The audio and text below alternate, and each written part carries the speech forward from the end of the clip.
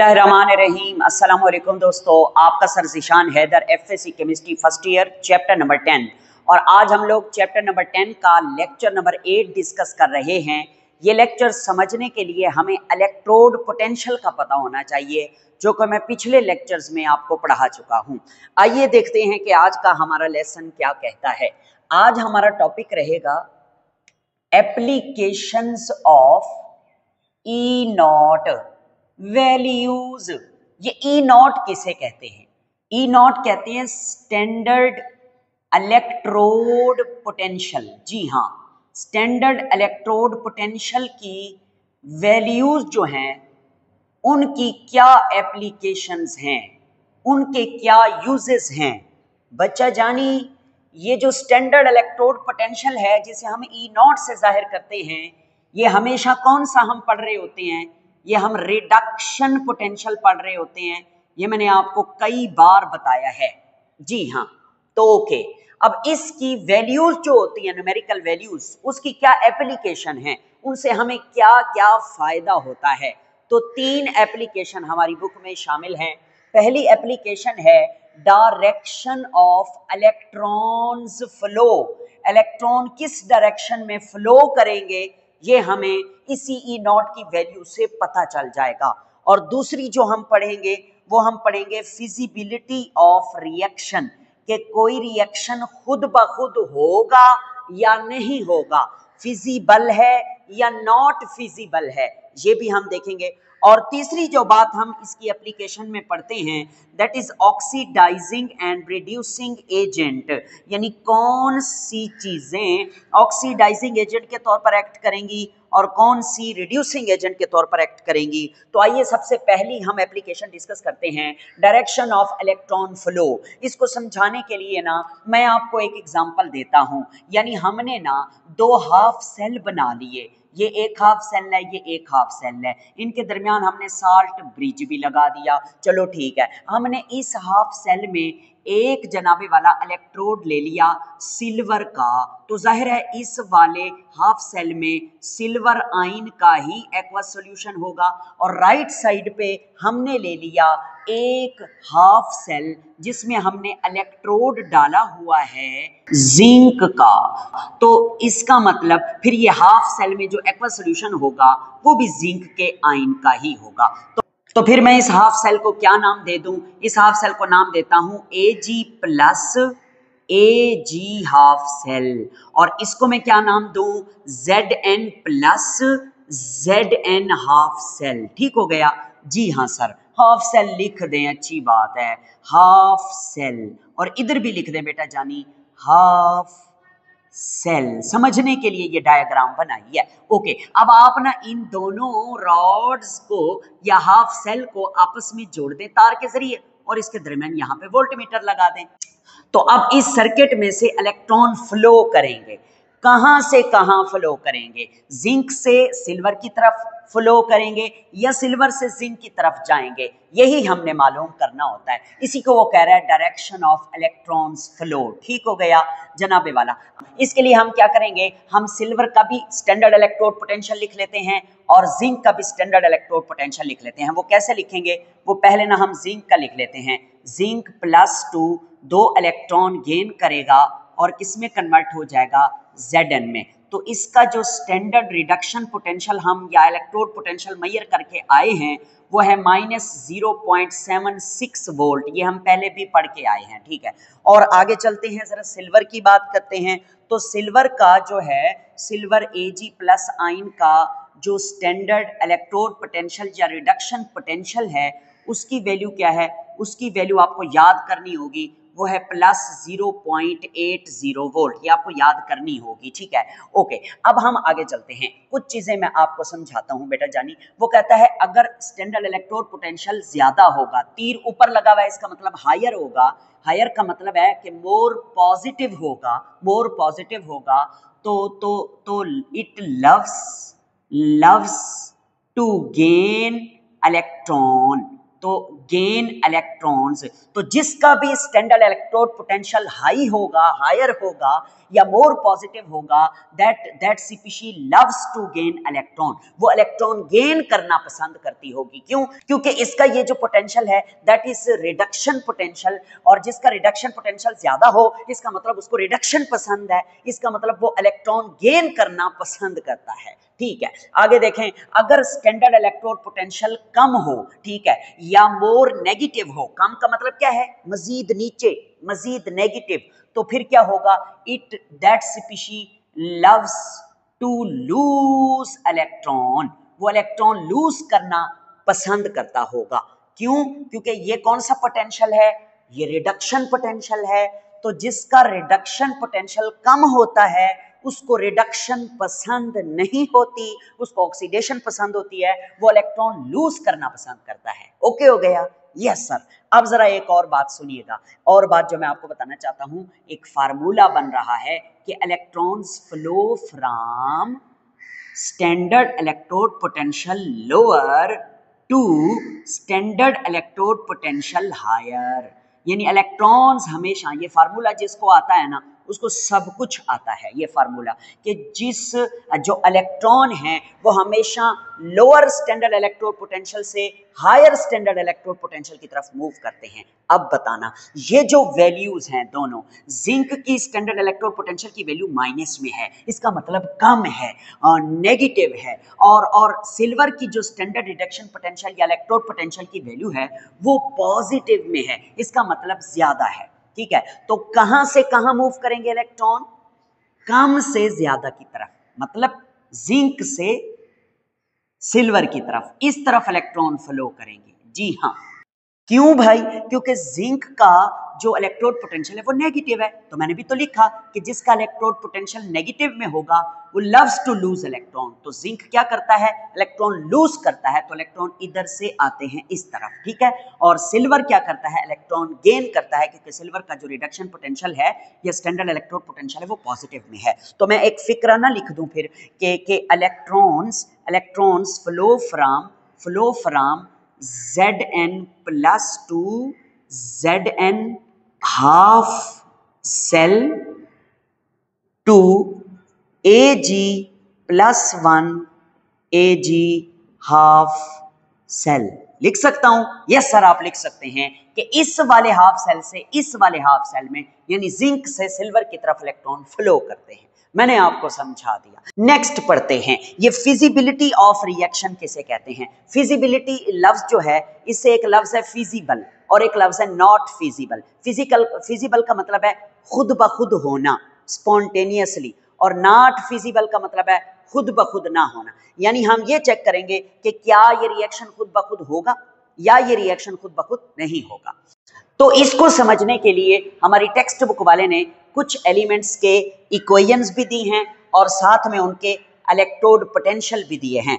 तो आइए मैं आपके सामने वो एलिमेंट्स लिखता हूं। यहाँ पे है क्लोरीन, ठीक है, उसके बाद है सिल्वर का आयन Ag+, इधर है कॉपर +2 का आयन, इधर है हाइड्रोजन +1 का आयन, इधर है Zn+2 का आयन, इधर है Mg+2 का आयन। सर जी क्या ये हमें याद करने होंगे? जी हाँ, आप इसे तरतीब से याद कर लें। सर कैसे याद करें? बड़ी मजे की बात है, देखें, कल आज क्यों है जिंदगी मगर, कल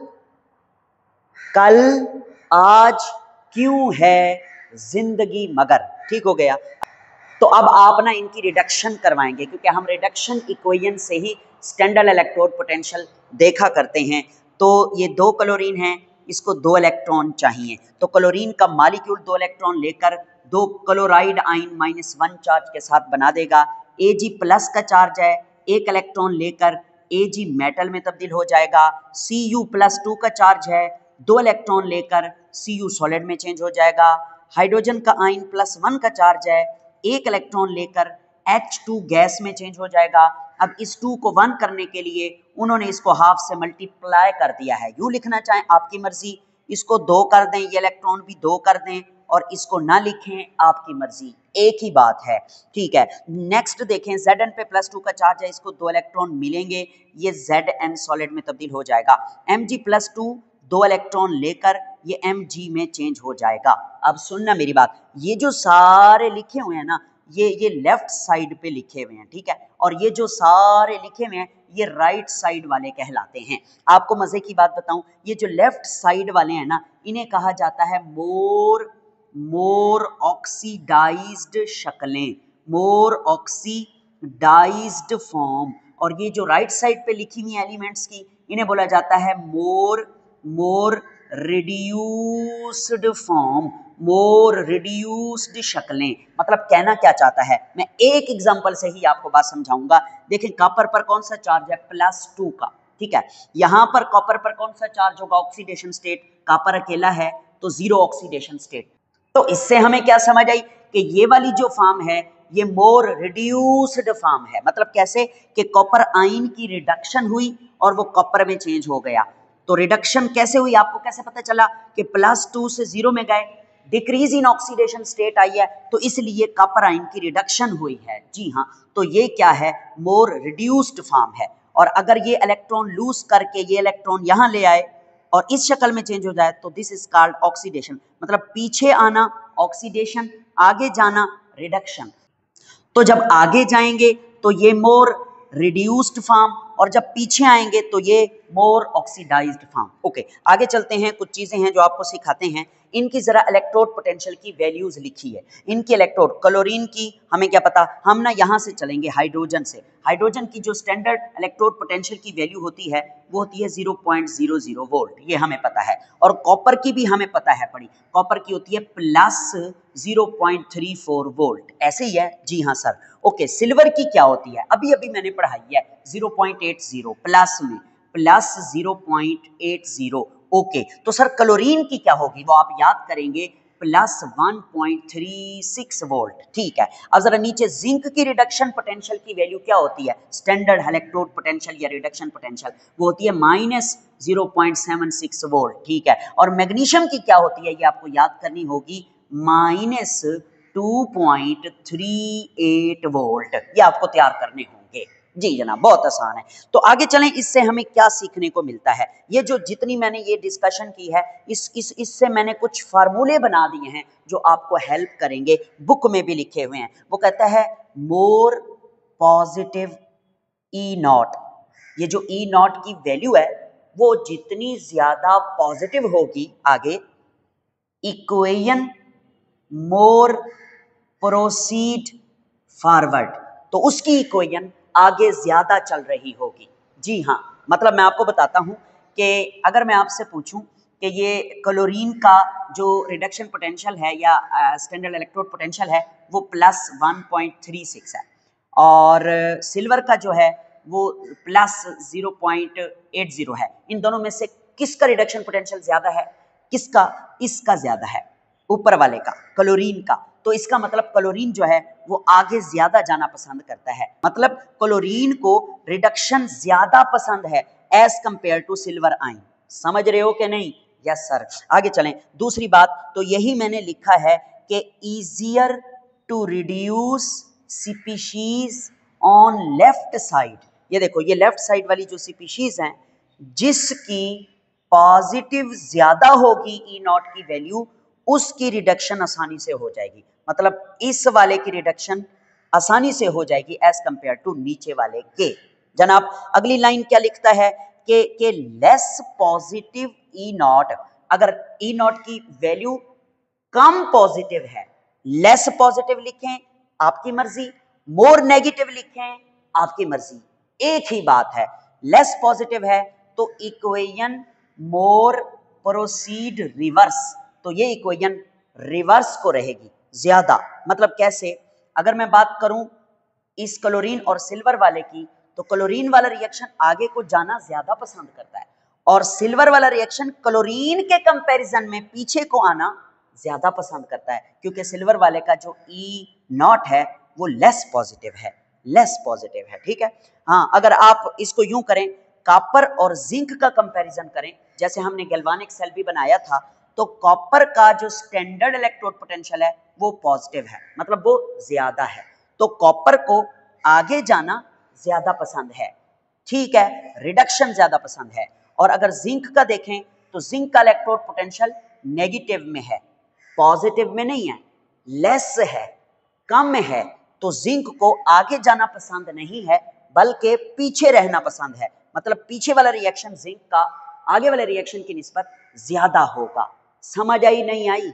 जी सर समझ आ गई। तो यही बात मैंने लिखी हुई है, easier to oxidize species on right side। तो ये जो राइट साइड पे स्पीशीज हैं इनका ऑक्सीडाइज होना ज्यादा आसान है। जैसे जिंक का ऑक्सीडाइज होना ज्यादा आसान है, मतलब जिंक को पीछे आना ज्यादा आसान लगता है, इलेक्ट्रॉन लूज करना ज्यादा आसान है क्योंकि इसका पोटेंशियल नेगेटिव में है। ठीक हो गया? यस सर, अल्लाह करे मैं आपको समझा पाया हूं। ठीक है, आइए जरा आगे चलते हैं। तो ये जो था, ये टेक्स्ट बुक में जिस तरह से लिखा हुआ है उसको मैंने बेहतर अंदाज में करके आपके सामने लिखा है। अब हम चलते हैं, जो हमारा मेन मकसद है वो है फिजिबिलिटी ऑफ रिएक्शन। ठीक है, ये तो हम पहले भी डिस्कस कर चुके हैं जब हम गैल्वानिक सेल पढ़ रहे थे। तो to check if a reaction will happen itself और नॉट, ये जानने के लिए कि कोई भी रिएक्शन खुद ब खुद होगा या नहीं होगा, हमें क्या चाहिए? हमें चाहिए ई नॉट सेल, यानी सेल का पोटेंशियल, जिसे हम वोल्टेज ऑफ द सेल भी कहते हैं, वो हमें चाहिए। इसको ईएमएफ भी कहते हैं, इसको सेल वोल्टेज भी कहते हैं, इसको सेल पोटेंशियल भी कहते हैं। ठीक है, इफ सेल पोटेंशियल की वैल्यू अगर पॉजिटिव में आई तो रिएक्शन फिजिबल होगा। फिजिबल का मतलब वो खुद ब खुद पॉसिबल होगा, रिएक्शन होगा। और अगर इफ ई नॉट सेल, मतलब सेल पोटेंशियल की वैल्यू नेगेटिव में होगी तो reaction not feasible, not possible, खुद ब खुद नहीं होगा। तो ई नॉट सेल कैसे मालूम की जाती है? एक फार्मूले से जो हमने आपको पढ़ाया है कि ई नॉट सेल को अगर आप फाइंड आउट करना चाहते हैं तो इसका फार्मूला होता है कि ई नॉट रिडक्शन पोटेंशियल, यानी standard reduction potential plus standard oxidation potential. ये फार्मूला लगाएं आपकी मर्जी, दूसरा फार्मूला लगाएं आपकी मर्जी, वो और भी मजेदार है। Cell potential is equal to standard red potential, मतलब रिडक्शन पोटेंशियल ऑफ कैथोड। ठीक है, माइनस लगाएंगे आप आगे इधर। ठीक है, and standard reduction potential of anode. ये क्या बला है सर? ये फार्मूला मैं आपको पहले भी पढ़ा चुका हूं।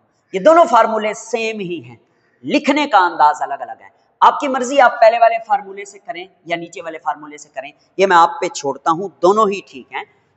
तो इसको समझने के लिए ना हम एक एग्जांपल ले लेते हैं। एग्जांपल है मैग्नीशियम। मैग्नीशियम 2 इलेक्ट्रॉन लेकर जब मैग्नीशियम के एटम में चेंज होगा तो इसका स्टैंडर्ड रिडक्शन पोटेंशियल क्या होगा, या इलेक्ट्रोड पोटेंशियल। बेटा जानी, मैं बार बार बता चुका हूं कि स्टैंडर्ड इलेक्ट्रोड पोटेंशियल कौन सा होता है? Standard electrode potential reduction potential को कहते हैं। ठीक है, तो ये मैग्नीशियम का स्टैंडर्ड इलेक्ट्रोड पोटेंशियल क्या है? -2.38। तो वैल्यू लिख दें -2.38 वोल्ट। और सिल्वर का स्टैंडर्ड इलेक्ट्रोड पोटेंशियल क्या है? सिल्वर का स्टैंडर्ड इलेक्ट्रोड पोटेंशियल है +0.80, +0.80 वोल्ट। ओके हो गया। अब हमने क्या करना है? अब हम देखते हैं कि इस मैग्नीशियम और सिल्वर के दरमियान अगर हम एक गैल्वानिक सेल बनाएं, जैसे हमने यहाँ पे एक गैल्वानिक सेल सिल्वर और जिंक के दरमियान बनाया था, तो उसमें कौन सा रिएक्शन खुद ब खुद होगा, स्पॉन्टेनियस, ये हमने चेक करना है। तो वो मैं आपको बताता हूं। देखें, इस एग्जांपल से Mg+2 suppose to be reduce, फर्ज करें Mg+2 रिड्यूस हो रहा है एंड Ag ऑक्सीडाइज हो रहा है, तो क्या होगा? रिएक्शन कैसा लिखेंगे बताता हूं। Mg+2 अगर रिड्यूस हो रहा है, इसका रिएक्शन सिल्वर के साथ हो रहा है, तो Mg+2 किस में तब्दील हो जाएगा? Mg में तब्दील हो जाएगा, +2 से 0 में चला जाएगा, 2 इलेक्ट्रॉन गेन करके। ये रिडक्शन हुई किसकी? Mg की। और Ag जो है वो Ag प्लस में चेंज हो जाएगा। ठीक है, क्योंकि Ag की ऑक्सीडेशन हुई है, 0 से प्लस में जाना, इंक्रीज इन ऑक्सीडेशन स्टेट है, तो इसकी ऑक्सीडेशन हुई है। इक्वेशन आपके सामने मौजूद है, ये इक्वेशन, इसमें आपने एक काम करना है कि Mg+2 है, Mg 2 इलेक्ट्रॉन गेन करेगा तो Ag 2 इलेक्ट्रॉन लूज करेगा, तो इसलिए Ag यहाँ पे 2 लिख दें, क्योंकि एक Ag 1 इलेक्ट्रॉन लूज करता है, और इधर भी इसको 2 लिख दें। ठीक है, अब ये आपके सामने रिएक्शन है, ठीक है, जिसमें Mg रिड्यूस हो रहा है और Ag ऑक्सीडाइज हो रहा है। तो वो कहता ये है कि क्या ये रिएक्शन खुद ब खुद होगा जी। इसको चेक करने के लिए ना आप ये वाला फार्मूला लगा दें। फार्मूला है EMF या स्टैंडर्ड सेल पोटेंशियल। यहाँ पे आप क्या लिखेंगे, स्टैंडर्ड रिडक्शन पोटेंशियल प्लस यहाँ पे आप क्या लिखेंगे, स्टैंडर्ड ऑक्सीडेशन पोटेंशियल। ठीक है, अब जरा बताओ, स्टैंडर्ड रिडक्शन पोटेंशियल किसका लिखोगे, जो रिड्यूस हो रहा है। ये मैग्नीशियम अगर रिड्यूस हो रहा है तो इस जगह पे मैग्नीशियम का स्टैंडर्ड रिडक्शन पोटेंशियल लिखना है। तो ये जो वैल्यूज हैं, ये वैल्यूज किसकी वैल्यूज होती हैं, स्टैंडर्ड रिडक्शन पोटेंशियल की। तो मैग्नीशियम की क्या वैल्यू है, -2.38, यहाँ पे लिख दें -2.38, ये प्लस का साइन इधर लगा दें। अब आगे यहाँ पे आप किसका पोटेंशियल लिखोगे, जिसकी ऑक्सीडेशन हो रही है उसका स्टैंडर्ड ऑक्सीडेशन पोटेंशियल लिखोगे, रिडक्शन नहीं। तो ऑक्सीडेशन किसकी हो रही है, ऑक्सीडेशन हो रही है सिल्वर की, तो सिल्वर की ऑक्सीडेशन हो रही है, तो यहाँ सिल्वर का स्टैंडर्ड ऑक्सीडेशन पोटेंशियल आपने लिखना है, रिडक्शन नहीं लिखना। सर ये कौन सा पोटेंशियल है, ये तो रिडक्शन पोटेंशियल होता है, इसका ऑक्सीडेशन कैसे लिखोगे, इसका साइन उलट कर दो, -0.80। ठीक है, अब इसको सॉल्व कर लो।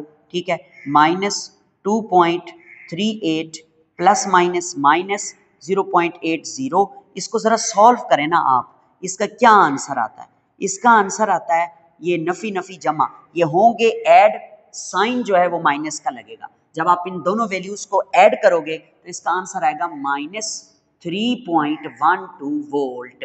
तो ये नेगेटिव में आंसर आ गया है, किस चीज का, सेल पोटेंशियल का। मैंने ऊपर क्या लिखा था कि इफ अगर सेल पोटेंशियल की वैल्यू नेगेटिव में आए तो reaction not feasible, not possible. मतलब अगर आप ऐसा सोच रहे हैं कि मैग्नीशियम जो है वो रिड्यूस हो और सिल्वर जो है वो ऑक्सीडाइज हो, तो ये रिएक्शन खुद ब खुद नहीं होता, क्योंकि इस रिएक्शन का सेल पोटेंशियल की वैल्यू क्या निकली है, माइनस में आई है। अब आपकी किताब में बहुत बड़ी मिस्टेक है, यहाँ पर वैल्यू -1.52 लिखी हुई है, वो कैलकुलेशन से बनती नहीं है, आपकी बुक में कैलकुलेशन गलत है, आप मेरी बात मान लीजिए। सर जी अगर हम इस फार्मूले से करें इसको तो ये कैसे होगा, आप कहते हैं तो मैं करा देता हूं।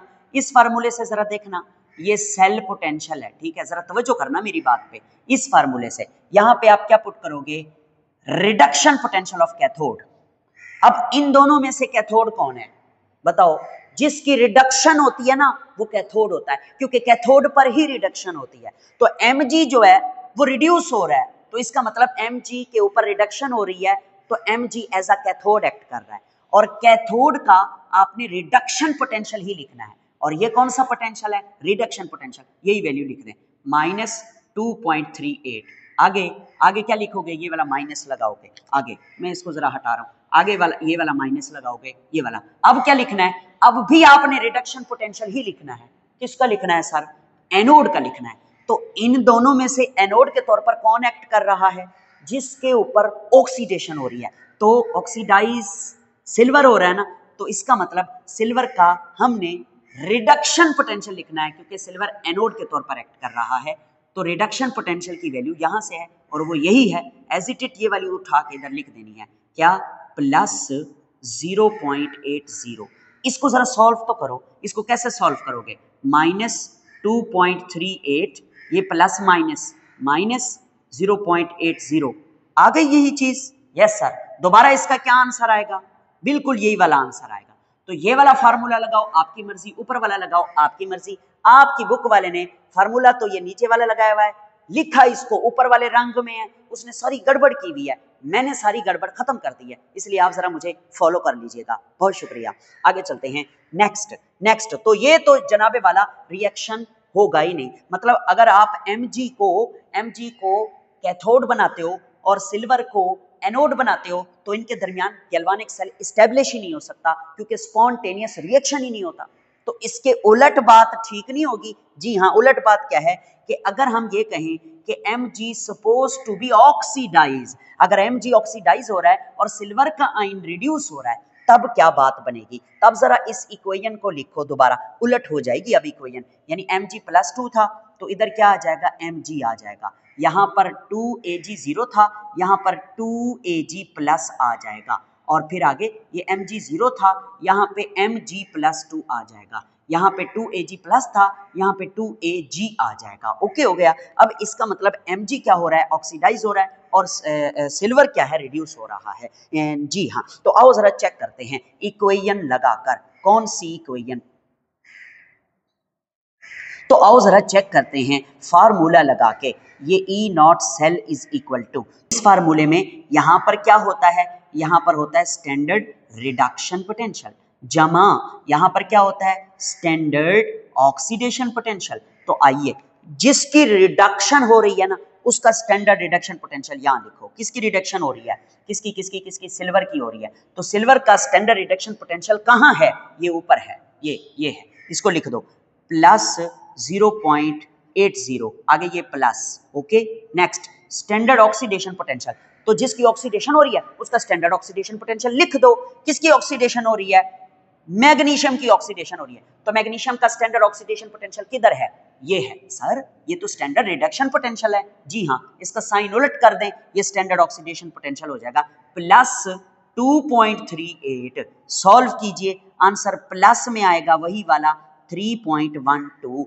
तो इसका जो सेल पोटेंशियल की वैल्यू है वो पॉजिटिव में आई है। और हमने क्या पढ़ा था ऊपर, अगर सेल पोटेंशियल की वैल्यू पॉजिटिव में होगी तो रिएक्शन फिजिबल होगा। मतलब अगर आप ऐसा करते हैं कि मैग्नीशियम को आप एनोड बनाते हैं, उस पर ऑक्सीडेशन करवाते हैं, और सिल्वर को आप कैथोड बनाते हैं, उस पर रिडक्शन करवाते हैं, तो फिर गैल्वानिक सेल एस्टेब्लिश होगा और ये वाला रिएक्शन खुद ब खुद होगा और इलेक्ट्रॉन फ्लो करेंगे और करंट पैदा होगा। समझ आ गई? जी सर हमें समझ आ गई। आइए आगे चलते हैं। नेक्स्ट वो कहता है ऑक्सीडाइजिंग एंड रिड्यूसिंग एजेंट। अब ये हमें कैसे पता चलेगा कि कौन ऑक्सीडाइजिंग एजेंट है और कौन रिड्यूसिंग एजेंट है? मैं आपको बता चुका हूं, जो दूसरे की ऑक्सीडेशन कराएगा उसे ऑक्सीडाइजिंग एजेंट कहेंगे। दूसरे की ऑक्सीडेशन, हाँ, उससे इलेक्ट्रॉन छीन लेगा, उसे ऑक्सीडाइजिंग एजेंट कहेंगे। उससे छीनेगा, इसकी अपनी क्या होगी, रिडक्शन। ओके, और रिड्यूसिंग एजेंट क्या होता है, जो दूसरे की रिडक्शन कराता है, उसको इलेक्ट्रॉन देता है, उसको देता है तो उसकी रिडक्शन होगी, इसकी अपनी क्या होगी, ऑक्सीडेशन। तो इसे क्या कहेंगे, रिड्यूसिंग एजेंट। ओके, तो आइए आगे चलते हैं। वो कहता है कि इन वैल्यूज से हमें कैसे पता चलेगा कि कौन ज्यादा अच्छा ऑक्सीडाइजिंग एजेंट है, कौन ज्यादा अच्छा रिड्यूसिंग एजेंट है। तो मैंने यहां पे लिखा हुआ है कि अगर E0 की वैल्यू ग्रेटर हो, ग्रेटर माने ऊपर तीर है, मतलब ज्यादा हो, हाई हो, या आप इसे यूं लिख सकते हैं मोर पॉजिटिव हो, तो स्ट्रॉन्गर ऑक्सीडाइजिंग एजेंट, मतलब इनमें से जिसकी स्टैंडर्ड इलेक्ट्रोड पोटेंशियल की वैल्यू पॉजिटिव में होगी, मोर पॉजिटिव में होगी, वो अच्छा ऑक्सीडाइजिंग एजेंट होगा। जी हाँ, तो देखो इनमें सबसे ज्यादा मतलब किसकी स्टैंडर्ड इलेक्ट्रोड पोटेंशियल की वैल्यू पॉजिटिव में है, तो नीचे इसकी तो 0 है हाइड्रोजन की, ऊपर जाएं इसकी पॉजिटिव 0.34, और ऊपर जाएं बढ़ गई, और ऊपर जाएं बढ़ गई। सबसे ज्यादा किसकी है, सबसे ज्यादा ना इस क्लोरीन की है। कौन सी वैल्यू, स्टैंडर्ड इलेक्ट्रोड पोटेंशियल की वैल्यू मोर पॉजिटिव में। तो इसका मतलब ये यहाँ पर जितने भी आपको दिखाए गए हैं उन सब में से सबसे ज्यादा अच्छा ऑक्सीडाइजिंग एजेंट कौन है, वो क्लोरीन है। जी हाँ, नॉन मेटल वैसे भी अच्छी ऑक्सीडाइजिंग एजेंट होती हैं। और मैंने तीर के साथ क्या लिखा है कि इंक्रीजेस ऑक्सीडाइजिंग पावर, नीचे से आप ऊपर जा रहे हैं तो ऑक्सीडाइजिंग पावर बढ़ रही है। मतलब अगर आपको कोई कंपैरिजन में पूछे कि Cl2 अच्छा ऑक्सीडाइजिंग एजेंट है या Ag+ अच्छा ऑक्सीडाइजिंग एजेंट है, तो आप कहेंगे Cl2 अच्छा ऑक्सीडाइजिंग एजेंट है। ठीक है, क्योंकि इसकी जो E0 की वैल्यू है वो मोर पॉजिटिव है, ये देखें +1.36। ओके, एक बात मैं यहाँ पे लिख दूं कि जो स्ट्रॉन्गर ऑक्सीडाइजिंग एजेंट होते हैं ना, दे loves to gain electron, loves to gain electron। जी हाँ, ये इलेक्ट्रॉन गेन करना इनको बड़ा पसंद होता है। जी हाँ, क्योंकि इनका रिडक्शन पोटेंशियल जो ज्यादा है, ऐसे ही है ना, जिसका रिडक्शन पोटेंशियल ज्यादा है उसको इलेक्ट्रॉन लेना पसंद है। यहाँ पे भी मैंने बताया था मोर पॉजिटिव है तो लव्स टू गेन इलेक्ट्रॉन। खैर, नेक्स्ट आगे चलते हैं। अगर उलट हो, यानी स्टैंडर्ड इलेक्ट्रोड पोटेंशियल कम हो या मोर नेगेटिव हो या कम हो, तो फिर stronger reducing agent, and they loves to loose electron, ये इलेक्ट्रॉन छोड़ना जानते हैं, दूसरे को देना जानते हैं, इसलिए ये दूसरों की रिडक्शन करवाना जानते हैं, तो ये अच्छे रिड्यूसिंग एजेंट है। अब आप देखें कि यहाँ पर जितने भी आपको नजर आ रहे हैं, सबसे कम स्टैंडर्ड इलेक्ट्रोड पोटेंशियल किसका है? मैग्नीशियम का है, -2.38 सबसे कम है। तो ये सबसे अच्छा जो है क्या होगा? Reducing agent. और ऊपर से नीचे जब आप आ रहे हैं तो इंक्रीजिंग रिड्यूसिंग पावर, यानी अगर आपसे कोई पूछता है कि ये जो जिंक है ये अच्छा रिड्यूसिंग एजेंट है या मैग्नीशियम अच्छा रिड्यूसिंग एजेंट है, तो आप कहेंगे मैग्नीशियम अच्छा रिड्यूसिंग एजेंट है। क्यों? क्योंकि मैग्नीशियम का जो स्टैंडर्ड इलेक्ट्रोड पोटेंशियल है वो नेगेटिव में वो कम है, बहुत कम है।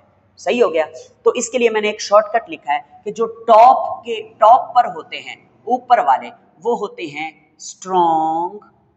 स्ट्रॉन्ग ऑक्सीडाइजिंग एजेंट, और जो बॉटम पे होते हैं, नीचे होते हैं, वो होते हैं स्ट्रॉन्ग रिड्यूसिंग एजेंट। समझ आ गई? तो आइए आगे चलते हैं। अब मेरे प्यारे बेटे, उसने ना जिंक और मैग्नीशियम का कंपैरिजन करके पूछा कि इन दोनों में से कौन ऑक्सीडाइजिंग एजेंट के तौर पर काम करेगा और कौन रिड्यूसिंग एजेंट के तौर पर काम करेगा। तो ये तो आप पहले से जानते हैं कि जिसकी इलेक्ट्रोड पोटेंशियल की वैल्यू ज्यादा होगी वो ऑक्सीडाइजिंग एजेंट होगा, जिसकी कम होगी वो रिड्यूसिंग एजेंट होगा। तो आइए देखते हैं अब किसकी ज्यादा है और किसकी कम है। मैं बताता हूं, -0.76 वोल्ट ये जिंक की है और मैग्नीशियम की क्या है? -2.38 वोल्ट। इन दोनों में से वैल्यू ज्यादा कौन सी है और कम कौन सी है? जाहिर है ये वैल्यू कम है, -2 वाली कम है, -0.76 ये ज्यादा है। ये बड़ी वैल्यू है, ये बड़ी वैल्यू है, ये छोटी वैल्यू है। तो क्या पढ़ा था कि जिसकी वैल्यू बड़ी होगी वो ऑक्सीडाइजिंग एजेंट के तौर पर एक्ट करेगा। तो फिर इधर क्या लिखेंगे? So magnesium act as reducing agent. क्यों? क्योंकि मैग्नीशियम की कम है वैल्यू। And zinc act as oxidizing agent. अच्छा, कुछ कंपाउंड्स भी होते हैं जो ऑक्सीडाइजिंग एजेंट के तौर पर या रिड्यूसिंग एजेंट के तौर पर एक्ट करते हैं, वो भी हमें कैसे पता चलता है? उन कंपाउंड्स की स्टैंडर्ड इलेक्ट्रोड पोटेंशियल की वैल्यू से। मिसाल के तौर पर हमारे पास है KMnO4, पोटाशियम परमैंगनेट, इसे हम पिंकी भी कहते हैं। इसका स्टैंडर्ड इलेक्ट्रोड पोटेंशियल है +0.54 वोल्ट। और पोटेशियम डाइक्रोमेट K2Cr2O7, इसका भी है +1.33 वोल्ट। इन दोनों के जो स्टैंडर्ड इलेक्ट्रोड पोटेंशियल है उनकी वैल्यू ज्यादा है, तो ये दोनों ऑक्सीडाइजिंग एजेंट्स के तौर पर एक्ट करेंगी। और बात करें पोटेशियम आयोडाइड की और फेरस सल्फेट की, तो इनकी जो वैल्यूज लिटरेचर में मिलती हैं वो स्टैंडर्ड इलेक्ट्रोड पोटेंशियल की वो कम है, तो इसका मतलब ये रिड्यूसिंग एजेंट के तौर पर एक्ट करते हैं। सही हो गया? Yes sir. ओके, यहां पर ये जो एप्लीकेशन वाला टॉपिक है ये खत्म हो गया है। इसके साथ एक क्विक चेक है, वो मैं आपको रीड करके बता दूंगा और उसका आंसर डिस्क्रिप्शन में पेस्ट कर दूंगा। एक छोटा सा क्वेश्चन है जो आगे हम पढ़ने जा रहे हैं, वो है variation of E0 electrode potential with ion concentration, कि अगर हम आयन की कंसंट्रेशन को चेंज करें तो स्टैंडर्ड इलेक्ट्रोड पोटेंशियल जो है उसकी वैल्यू भी चेंज होती है या नहीं होती? जी हाँ, बिल्कुल चेंज होती है। हम लोग ये बात पहले से पढ़ के आए हैं ली चैटल प्रिंसिपल में कि पोजीशन ऑफ इक्विलिब्रियम जो होती है दैट अफेक्टेड बाय, ये अफेक्ट करती है, चेंज होती है, affected by changing these things. अगर हम कंसंट्रेशन को चेंज कर दें तो पोजीशन ऑफ इक्विलिब्रियम चेंज हो जाता है, या फिर हम टेम्परेचर चेंज कर दें तो भी चेंज हो जाता है, या फिर हम क्या प्रेशर चेंज कर दें तो भी इक्विलिब्रियम पोजीशन क्या है? चेंज हो जाती है। ठीक है ना? तो इसका मतलब अगर इनके चेंज करने से इक्विलिब्रियम पोजीशन चेंज होती है तो फिर E0 की वैल्यू, इलेक्ट्रोड पोटेंशियल की वैल्यू भी क्या है? वो भी चेंज होगी, वो भी चेंज होगी। कैसे चेंज होगी इसको समझेंगे बहुत प्यारी एग्जांपल के साथ, और आसान है। देखें, मैं ना आपको एक इक्वेशन दिखा रहा हूं ये एग्जांपल में। इस इक्वेशन में ना आपने एक हाफ सेल लिया हुआ है जिसके अंदर दो तरह के आयन्स हैं। +3 वाला आयन है आयरन का, और वो एक इलेक्ट्रॉन गेन करके +2 में चेंज हो रहा है। ठीक है, ये दो तरह के अलग अलग आयन्स हैं। ये जनाबे वाला लेफ्ट साइड वाला आयन, ये हो गया राइट साइड वाला आयन। अच्छा, अब वो कहता है कि अगर आप इसकी कंसंट्रेशन लेते हैं 1.00 मोल पर डीएम क्यूब। अगर इस वाले आयन की कंसंट्रेशन +3 वाले आयन की कंसंट्रेशन है 1.00, अच्छा 1.00 लिखें या ना लिखें, 1 ही लिख दें तो भी ठीक है। अगर इसकी कंसंट्रेशन ये हो और Fe+2 की कंसंट्रेशन भी यही हो 1.00 मोल पर डीएम क्यूब, तो इन दोनों के दरमियान जो इक्विलिब्रियम आ जाता है, उसके बाद इनका जो स्टैंडर्ड इलेक्ट्रोड पोटेंशियल है उसकी वैल्यू होती है +0.77 वोल्ट। ठीक हो गया। अच्छा अब सर क्या समझाना चाह रहा है, मैं आपको बताता हूं। वो कहता है according to Le Chatelier principle, Le Chatelier principle के मुताबिक अगर आप इंक्रीज करते हो कंसंट्रेशन ऑन लेफ्ट साइड, यानी कि लेफ्ट वाली साइड पर अगर कंसंट्रेशन आप इंक्रीज करते हो, मतलब ये है लेफ्ट साइड, अगर इधर कंसंट्रेशन आप बढ़ाते हो Fe+3 की कंसंट्रेशन, यानी Fe+3 वाले आयंस की कंसंट्रेशन को आप इंक्रीज करते हो, तो क्या होगा? वो लिखता है कि position of equilibrium shift toward right. Position of equilibrium जो है वो राइट साइड पे शिफ्ट होना शुरू हो जाएगा। मतलब क्या, हमने ली चैटल प्रिंसिपल पढ़ा था, अगर इसकी कंसंट्रेशन आप इंक्रीज करोगे, ठीक है, तो इक्विलिब्रियम डिस्टर्ब हो जाएगा। इस बढ़ी हुई कंसंट्रेशन को कम करने के लिए रिएक्शन किस डायरेक्शन में मूव करेगा? फॉरवर्ड जाएगा, फॉरवर्ड जाएगा, फॉरवर्ड जाएगा। अब रिएक्शन जब फॉरवर्ड जाएगा तो इसका मतलब रिडक्शन ज्यादा होगी, ज्यादा होगी, ज्यादा होगी। जब रिडक्शन ज्यादा होगी तो रिडक्शन पोटेंशियल की वैल्यू या स्टैंडर्ड इलेक्ट्रोड पोटेंशियल की वैल्यू भी क्या होगी? इंक्रीज होगी, बढ़ेगी। जी हाँ, यही बात आगे लिखी हुई है। सो ई की वैल्यू ई बिकम मोर पॉजिटिव, मजीद पॉजिटिव होता जाएगा, बढ़ता जाएगा। एंड वाइस वर्सा का मतलब है इसके उलट भी आप कुछ कर सकते हैं। जैसे कंसंट्रेशन बढ़ाई है तो कंसंट्रेशन घटा भी सकते हैं।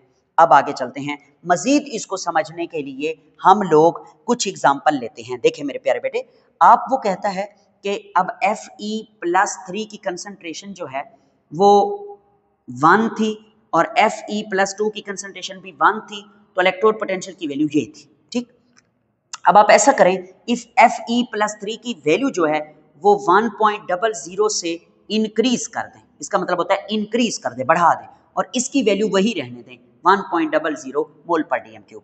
तो अब देखते हैं इसके इलेक्ट्रोड पोटेंशियल पे क्या फर्क पड़ेगा। जाहिर है जब आप इसकी कंसंट्रेशन बढ़ाओगे तो ये इसकी कंसंट्रेशन जो बढ़ गई है उसको कम करने के लिए रिएक्शन का इक्विलिब्रियम आगे को शिफ्ट होगा और ये ज्यादा बनेंगे, आगे को शिफ्ट होगा, इसका मतलब रिडक्शन बढ़ गई। जब रिडक्शन बढ़ी तो इलेक्ट्रोड पोटेंशियल की वैल्यू भी ज्यादा हो जाएगी, वो हो जाएगी +0.85 वोल्ट। ये आपको याद करनी है वैल्यू, ठीक है। ओके, उसके बाद नेक्स्ट देखें, अगर हम ओके, इससे हमें ये ऊपर वाली बात समझ आ गई है। आगे चलते हैं, इसके उलट बात करते हैं। अगर हम Fe+3 की वैल्यू 1.00 से कम कर दें, घटा दें, इसका मतलब है कम कर दें, ठीक है, कम कर दें, और इस Fe+2 की वैल्यू 1.00 ही हो तो कम कर दें। अब इसकी वैल्यू हमने कम कर दी, तो जो कम हुई है वैल्यू उसको बढ़ाने के लिए रिएक्शन आगे को नहीं बल्कि किधर को जाएगा? रिवर्स को जाएगा। रिएक्शन किस किस तरफ चल पड़ेगा? रिवर्स चल पड़ेगा। जब रिएक्शन पीछे को आएगा तो रिडक्शन में कमी आएगी, हाँ, पीछे को आएगा तो ऑक्सीडेशन में इजाफा होगा, इसलिए इसकी वैल्यू घट जाएगी, +0.70 वोल्ट हो जाएगी। ठीक है, तो यहां मैं एक बात लिख देता हूं कि यहां फॉरवर्ड गया है रिएक्शन, ठीक है, हाँ, और इस केस में रिएक्शन रिवर्स गया है। सही हो गया। अब आगे चलते हैं, नेक्स्ट जो है, अब हम क्या करते हैं, अब हम इसकी वैल्यूज को कांस्टेंट रखते हैं Fe+3 की, यानी इसकी वैल्यू को हम रखते हैं 1.00 है, और इसकी वैल्यू को 1.00 से इंक्रीज करते हैं, यानी इंक्रीज कर देते हैं 1.00 से। अब क्या होगा? अब आप खुद बताओ, ली चैटल प्रिंसिपल तो आपको आता है कि इसकी कंसंट्रेशन बढ़ाई है तो इस बढ़ी हुई कंसंट्रेशन को कम करने के लिए रिएक्शन रिवर्स जाएगा। जब रिवर्स जाएगा तो ऑक्सीडेशन ज्यादा होगी और ये वाला पोटेंशियल घट जाएगा, कम हो जाएगा, क्योंकि ये रिडक्शन पोटेंशियल है, तो इसकी वैल्यू घटेगी। किससे घटेगी? 0.77 वोल्ट से कम होकर +0.70 वोल्ट हो जाएगी। ये भी रिवर्स डायरेक्शन में ही जा रहा है। ओके, नेक्स्ट आखिरी बात देखते हैं हम, आखिरी बात कि अगर इस Fe+3 की वैल्यू हम कांस्टेंट रख दें, यानी 1.00, ठीक है, 1. 00 और इस वाले Fe+2 की कंसंट्रेशन को कम करें, घटाएं, 1.00 से कम कर दें, इसका मतलब होता है कम करना। तो इसकी कंसंट्रेशन जब कम हो गई है तो कम हुई हुई कंसंट्रेशन को बढ़ाने के लिए रिएक्शन ज्यादा किधर को जाएगा, फॉरवर्ड को चलेगा। जब फॉरवर्ड को चलेगा तो रिडक्शन ज्यादा होगी, जब रिडक्शन ज्यादा होती है तो इलेक्ट्रोड पोटेंशियल की वैल्यू बढ़ जाती है। तो इसके इलेक्ट्रोड पोटेंशियल की वैल्यू 0.77 वोल्ट से बढ़कर क्या हो जाएगी, प्लस 0.85 वोल्ट। ये फॉरवर्ड की बात हो रही है।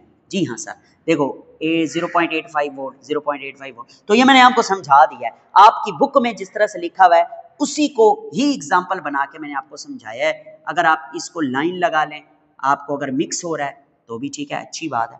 लाइन ना लगाना चाहें तो भी आपकी मर्जी है। ये देखो मैं लाइन लगा रहा हूँ, ये लो टेढ़ी फेढ़ी लाइन है, ये लो बस अब थोड़ा वाजे हो गया। जी जी जी जी, एक लाइन इधर भी लगा लो, हेलो लग गई।